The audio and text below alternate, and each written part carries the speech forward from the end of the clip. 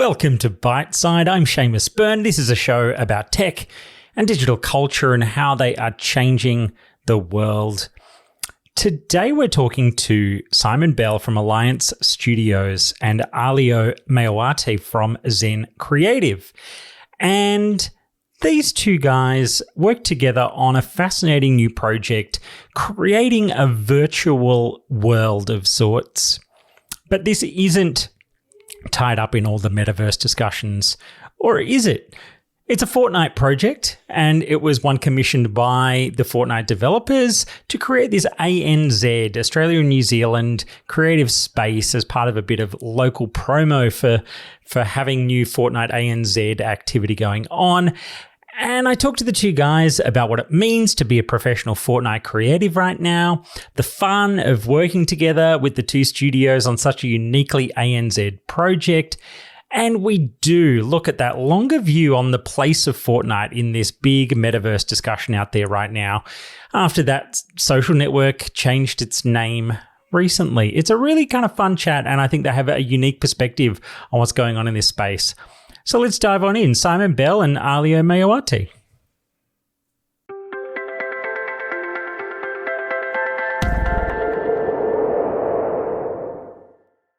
What is it you call yourself that you do for a living?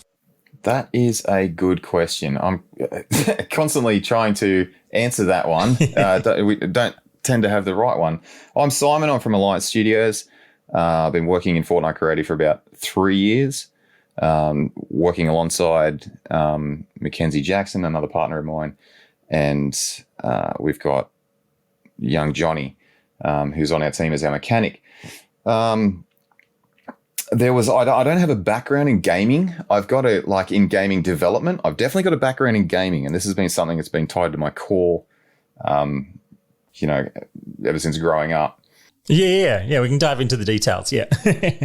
Hey, my name's R-leeo Maoate. I'm part of Zen Creative with my brother Theodore Maoate, and we're based over in New Zealand. And we've been building in Fortnite Creative for about 3 years, more as a hobby, but only recently, back in for the last year and a half, we've been doing Fortnite Creative about professionally a bit more, working with brands and all that stuff. But we normally call ourselves Fortnite Creative developers, more the technical term. That's pretty much sums it up. Yeah, for each of you, R-leeo, maybe you could start this one so what was it, or how did you get the call to say, hey, Fortnite actually wants to work direct and do this cool little ANZ project? Originally it started with Alliance Studios. They were contacted by Epic to develop some Australian, New Zealand type of maps, because Australia, really, this is probably something that Richard should be talking about, or Simon should be talking about. So we've got our in-game names that we normally refer to. It's kind of different to switch between that. And this is definitely something that Simon should be talking about. But they contacted Alliance to develop these islands because Simon's from Australia, and it just felt good to have somebody that's local in those areas. And then they decided that we're really good friends with Alliance Studios, and we're from New Zealand. They were like, why not bring in Zen Creative from New Zealand to really help localize all this? And then that's pretty much how the ball started rolling. I don't know if you want to add anything to that, Simon. I would say that we've had a relationship going for a long time. We've been able to establish that early days, working with each other on various projects. We worked on a project called Spy Within very early on, and that sort of established a really good working relationship. Also able to just hang out and communicate and get along. Right, that's sort of the core as to how we kick on with our days. So that was really the foundations as to how this eventuated. It was a very simple answer for me when I was in that conversation with Epic about, creating this ANZ experience. The first names that came to my mind were, we need Zen on this. Let's push out that regional reach, and get everyone on board. So, and it just panned out perfectly. I'd been to be honest, I've been egging to work with R-leeo and his brother for a long time, since I was working with them in the first place. They're extremely talented individuals, and we tend to bounce off each other really well. So that opportunity turned into what you were able to witness with ANZ.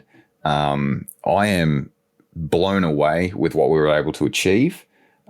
It's aesthetically and mechanically beyond anything, we've put our mindsets to. And it seems that every time we go in, something bigger and better from the last time eventuates, which is just fantastic. Progression is happening. And yeah, it's great. So let's take a step back then as well. Like for each of you, how did you first start just tooling around with this stuff? Simon, you said you kind of got that bit of a game dev background, but what then made you go, oh, there's this creative mode in Fortnite. Like, what can we do with it? Where did that sort of kick off? That was a strange fate call, that one. I had a random accident at work. And it ended me sitting at home with a cast on my hand, healing. And at the time, I think I was, just playing games to pass the time. Yeah. And my flatmate came home and he said, Fortnite have just released this. Well, they're going to be releasing this creative mode. And because you've got Save the World, you can get early access. And I'm like, early access, things that are free, they all fall into my bucket, right? So...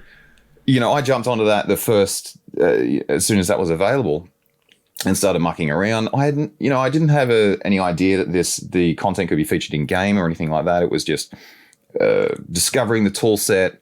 And then once I discovered what I liked and what I was building, I sort of shifted to see if there was a community revolving around that. And I very quickly discovered there was.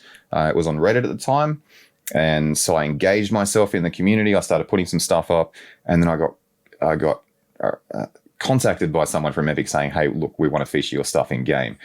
You could have offered me $1 million or that, and I definitely would have taken that. So, and this was someone who was broke on his couch at the time without a job. Terrible decision. Injured. What are you talking about? Right. Terrible decision. I still think that if I took the money, I wouldn't be as happy as what I am today. It all started actually with, so from the beginning, me and my brother have always been into like creative sandbox games, some with like Minecraft or Roblox and all these different types of games that fall under that category, UGC platform type of stuff. And when Fortnite Creative was introduced, me and my brother were like, well, we got to get into this. This looks really cool. Like, this is a mode where you can create whatever you want kind of thing. And I still remember our first ever like build in creative was like we built this massive racetrack at the time. I look back and I'm like, what was I doing? But like back then it was amazing. We had this massive racetrack. We were like, we're going to get tons of people on this and it's going to be so much fun. And that was really the start of it. And then time went on and I stopped creating for a little bit because I was studying at university, doing a bachelor in performing arts for a few years, and but my brother continued developing stuff in Fortnite Creative, and he made this one map which was called it was like a hide and seek. It was basically you were this little person in this massive kitchen, and it got a lot of traction on Reddit. A lot of YouTubers were like, "Hey, let's play this thing," we want a thing, and that really blew up. He ended up getting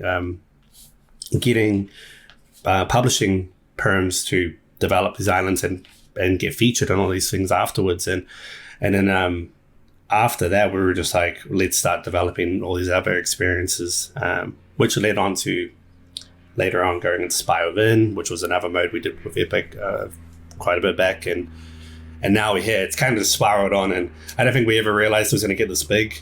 We were just doing it as a hobby. And it's amazing how, like, looking back at where we were just doing this for fun, and we're doing this as a job. It's amazing. And, as Simon said, you give $1 million or what Epic offered him, it's like, this is like, we get to live every day just having fun. And that's amazing. And I'm extremely grateful for the opportunities that we get. That's awesome. So, I guess you were keen to work together. Then you get to create this project. You know, I'd love your thoughts. We'll start with you, R-leeo, about, you know, what was the, you know, some of the highlights of working on this project, and I guess some of your favorite parts of what you've created. Yeah, so definitely this project from the start was a passion project. Being from New Zealand, like, that's not every day do you get to make something that kind of represents your country on a large scale, especially worldwide. Especially with all the promotion that went behind the scenes and all that stuff, it was just amazing. But yeah, like working with Alliance Studios was just, you know, we've worked with them for quite a bit of times. Just we're friends first and foremost. We're just friends, but on a business scale, they were amazing to work with.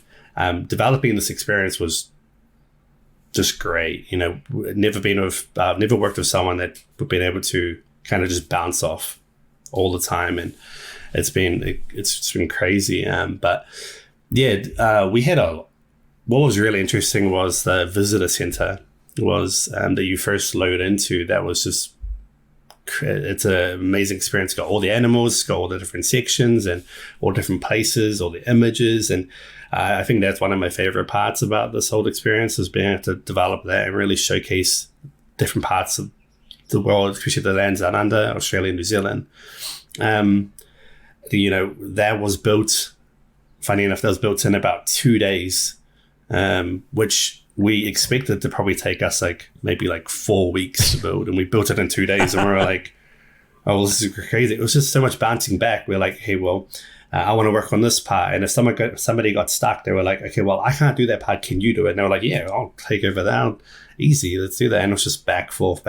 And I think that's just from then on, we were like, you know, working with Alliance, and just all of us together, we collaborated amazingly. It was great. But yeah, definitely my favorite part was probably the visitor center and watching that all come together, along with all the mini games and experiences that come along with it. That's awesome. I mean, Simon, yeah, I can imagine as well that not every collaboration opportunity runs that smoothly. So, you know, it must be awesome when you get to hook up with someone you've wanted to be doing stuff with, or, you know, you get along, but then it's another thing to put the blinkers on and get a serious job done. It was definitely extremely refreshing. You know, like he says, you get writer's block, right? And this can happen any time. There was any point where there was, you know, a writer's block moment that would come about. Someone was coming to the rescue and even wanted to do that section. You know, we're dying to get in there and do it. So it was just fluid. It worked. I think we were that excited, and this is why these projects roll out really quickly. Now, of course, it took us 4 weeks to polish it. Yeah, but it was initially 2 days of you know, slamming out what this experience is going to look like, how it's going to feel when we approach it, how players are going to engage. And I think just in a ballpark, looking at that, you know, in retrospect, the fact that we're, you know, able to represent Australia and New Zealand, we're able to sort of take a step back and look at how a player is going to experience this, how they're going to, you know, interact with this world, and then, you know, with Australia and New Zealand in the back of their mind. Is that engagement going to flow? Is there going to be a connection there? And I think for us trying to connect all the dots and then seeing those dots be connected is the golden ticket. Let's nerd out a little bit and talk about the creative tools, because I'm fascinated to think about, you know, for people like yourselves who've been playing around with this stuff, that, yeah, from the outside, if you're just somebody who plays stuff, it's like, yeah, Fortnite's this thing, you play it, there's some new modes now and then. But the opportunity for creators like yourselves, there must be a bit more of a sense of how these tools have been evolving, new ways that you can, you know, play with the sandbox that is Fortnite. So I'd love some of your thoughts there on how that's been evolving and how that's given you more opportunities to create more interesting stuff. Fortnite's gone through some incredible, I've forgotten the word there. It's moved along from its core.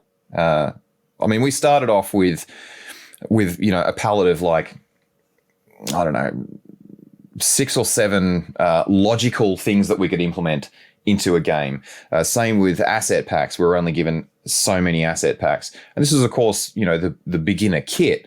that has now expanded to a point where we're able to save your state across each game. You're able to return back into games and have, that state coins collected, in your inventory that was in there in the game before, so on and so forth. Just to be able to carry over things that weren't available. We've got XP that we can grant people in maps, and so it's more becoming core UGC. We're going from being an addition to the game to becoming part of the essential, metaverse, almost getting to that point. So it really feels like we're becoming part of the family. We almost feel like, when you're talking about who are we, would you call yourself engineers? Would you call yourself creators? We don't want to be blasphemous by calling ourselves anything that we're not. It's kind of, we don't want to step on anyone's toes, but we do feel that we have a very valid entry in this space. And I just think it's new, and we are pioneering. And I think it's just like anything that's fresh and new. People, it'll take a while for its roots to grow and become the tree and flourish, and people to understand what sort of fruit that it can bear. Yeah. So again, Fortnite Creative tools have been developing from the start. Like, there's so much we couldn't do in the past, and now we can do so much more. And it's like you can really see it just always evolving and becoming bigger and better. And Epic's always looking to help creators do the next best thing and all that stuff, which is amazing. With all the tools there, they're just always evolving. It's just getting bigger and better. And Epic is very proactive about that, trying to make new tools that will help us push these new big events or maps or modes that are going to really intrigue players to play this more often, or to come back to bring their friends and all that stuff. It's really exciting. And I mean, there are some limitations to an extent, but I think that really, it just shows that, there's more we can add and all that stuff. We're looking forward to what the future brings with Fortnite Creative, and what kind of tools are brought into the game. And, that's what's really awesome about it. In terms of us, as Simon was saying about what we call ourselves, it's a touchy topic in a way, because you don't want to step on anyone's toes about it. But I think a lot of the times we call ourselves Fortnite creative developers, especially with the limitations of tools to an extent. This shows how far we can push it.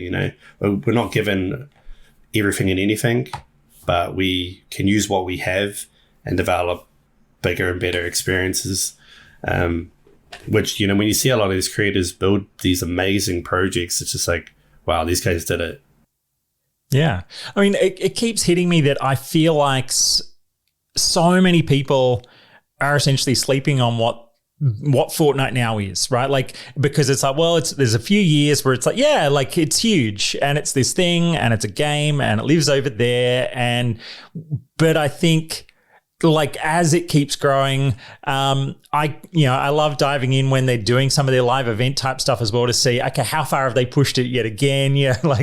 And it really continues to just kind of blow my mind when you think about, like the character IPs they've managed to pull together in this world, the way in which people can just, have a great time together in this immersive space. You don't have to call it a game anymore.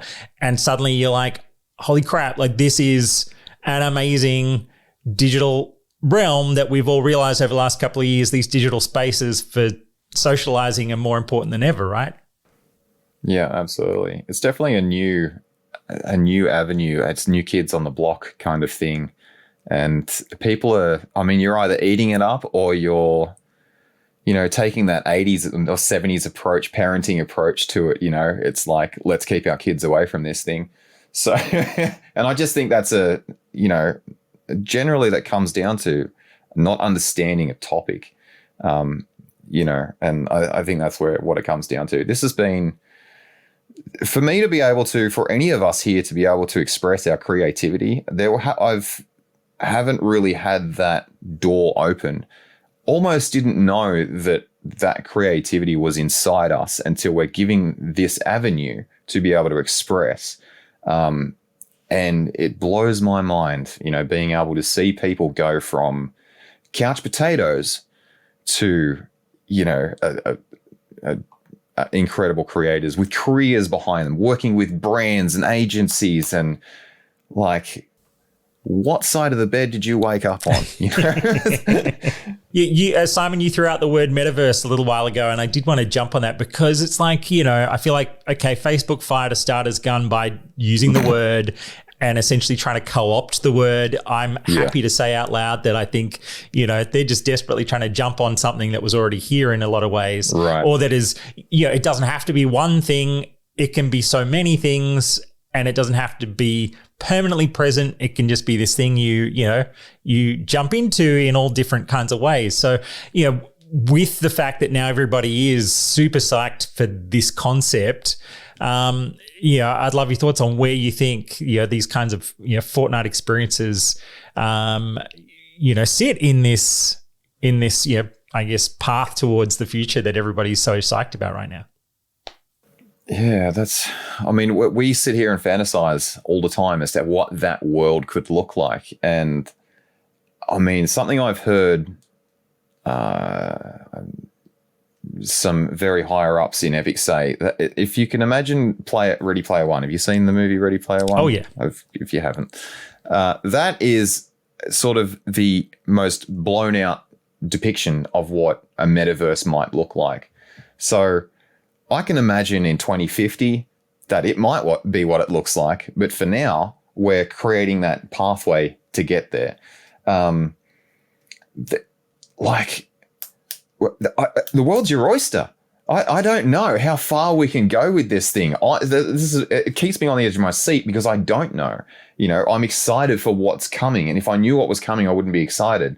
So, I like the idea that there's things there that I don't know and that are coming, and they're going to be revealed eventually. But I do believe that there wouldn't be the word metaverse thrown around and so heavily and engaged by places like Facebook so much if there wasn't a big element to it, if there wasn't some huge future to it.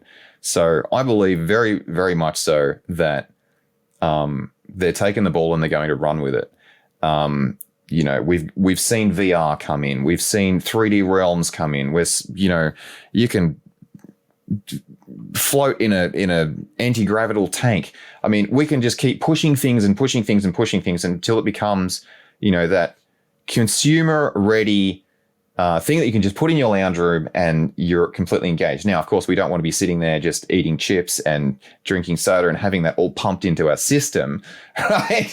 But I'm sure we can find a nice, healthy balance. Look, just yesterday I actually saw footage of a resistance-based VR rig for gyms, right? There's sort of so many of these things. So suddenly someone's actually, they're getting a score in a game essentially, but they're on one of those resistance trainer machines so that every time they're moving, they're working out. So, there's so many of these things. Yeah, exactly. It's been gamified, right? R-leeo, is this another one of the things that, you care about, or is it just that idea that you sort of go, we're just making stuff and wherever it goes next, or, what's your thoughts? I think if we look at Fortnite is probably one of the biggest examples of what could be the metaverse. We look at all the brands that Epic has pulled into Fortnite. I never expected to ever see or to play a game that involved Marvel, like inside of Fortnite, of course. To be all these different characters in the same universe, it's insane. Not every day do you think, I'm going to be chopping a tree as Captain America or whatever it may be, or playing, being a Naruto character. There's so much different possibilities, and also looking at not just Fortnite Battle Royale and what they're bringing into that, but also what they're bringing into Fortnite Creative is massive. All these brands that are realizing the potential of coming into this space and showcasing their brand and interacting with the player base and getting just, bringing themselves into this metaverse, which is bigger than Fortnite. Of course, there's a lot more to it. But I do think that Fortnite as a whole is a very good example of what could be and what could be in the future. And I look forward to it. It's exciting. And, we never know what's going to be inside of this realm and what's going to be in store for the future. Especially with like Fortnite Creative, there's all these brands that are coming in and wanting to create these immersive experiences. And I look forward to seeing like who else wants to come into the space. And, everyone's welcome. It's a metaverse. It's for everyone. And that's what's amazing about it. Yeah, look, I always think back to a story I heard about how, the devs at Unreal were like, oh, hey, we just want to, like, wouldn't it be cool if we did a Marvel project? And that between them and Marvel, they kind of just actually said, oh, it's not about money. Let's just make a cool thing. And let's just agree that we want to make a cool thing together.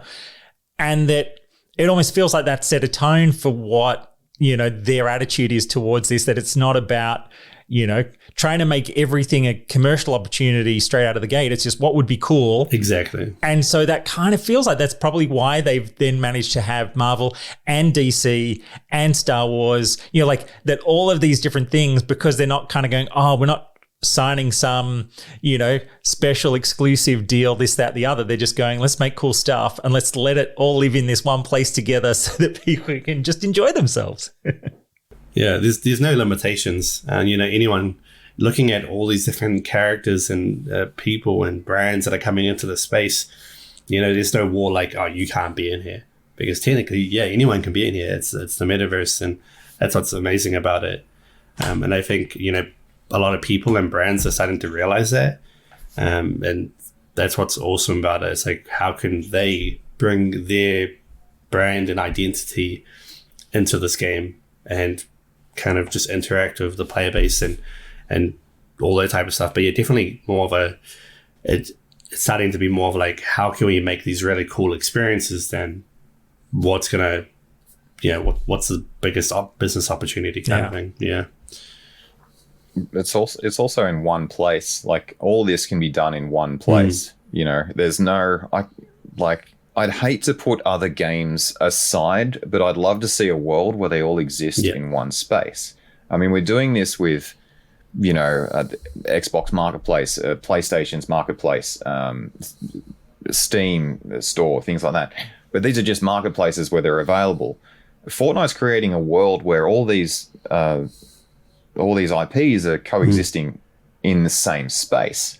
So when I think about future of metaverse, that's what I'm looking at, sort of beyond what we're looking at now, and how will that space look like in the future? And will we be, in a social hub and going from one game to another? Will I be able to cross over to another game as a character that I'm playing, jump from Spider-Man into another completely different realm? Is that going to be in that one battle royale space? Or is it completely different games that are crossing over to each other? It's, imagination is definitely going to leave it open. And that's, I get really excited by exactly that idea of thinking, well, Unreal makes the engine as well as the game. So they could potentially down the track be like going, hey, these assets from Fortnite can blend across into things that other game developers who use Unreal make. Like, that gets really exciting to think about. Yeah. Absolutely. I mean, even the limitations of being inside the Unreal Engine, that thing, when they do updates to the engine itself, when it was Unreal Engine 5, the demo that came out for that, I'd never seen anything like it in my life. And I can guarantee you that when Unreal Engine 6 comes out, I will have never seen anything like it in my life. So it's just, they step it up every time. And I leave it in their hands because they're incredible at what they do and what they achieve. Yeah, at some point, flick the switch to let us put a VR headset on while we hang out in Fortnite, and right. Oh yeah, exactly. That'd be insane. Well, I guess one last random thought. So, when you're making stuff, do you have a go-to skin yourselves when you're in creative mode? I'll tend to pick a skin. I get yelled at for picking a skin that's not the one that I'm recognized in. But like a few creators that I know as well, I will pick a skin that matches the environment that I'm creating, to try and engage myself with that as well, and try and dive myself as deeply as I can into the space. That's what I do personally. Yeah, I get yelled at because I can't pick a skin. They're like, because everyone's got like their main skin, and then they're like, you have the skin, but then you switch it the next day, and you switch it the next day, and they're like, we can't even figure out what your main skin is. So how are we meant to do like maybe a render that has all of our skins in it, because we don't know what skin you like? And I'm like, look, it changes day to day. I'm like, it's just whatever I'm feeling. I like to build where like with a skin, and I'm like, yeah, I'm really feeling the skin, and it's making me feel like I can build with it. Weirdly enough, I'm just like, if some days there's a skin where I'm like, yeah, this just isn't doing it for me, I gotta pick something different. I have a few selections of skins that I like to go to, but I don't really have like a main skin that I pick. I have one that's like a crash dummy one. That's I like that one. There's another one I use, which is it's got like a bullseye kind of look on it. I mean, those are probably one of the two. And then there's just all this, if it looks cool, I'm probably wearing it. That's another part of what strikes me, as much as we mentioned all the IP stuff. It's the fact that that they do have lots of just generally cool looking skins that aren't any IP, and it means you can kind of go, yeah, that's me. That's my thing. I want that to be my vibe, whether it's for today or for, for a year, however long someone wants to vibe with that style. Yeah. And I mean, even if they've got creators creating skins for the game as well. So even an imagination that comes from outside of Epic's little world, they're bringing that in as well. They're almost metaversing with, those third parties. Which is everything. Yeah. That's awesome. Look, thank you guys so much for your time. Yeah, super appreciate it. It's been fantastic. Thank you. Thank you so much.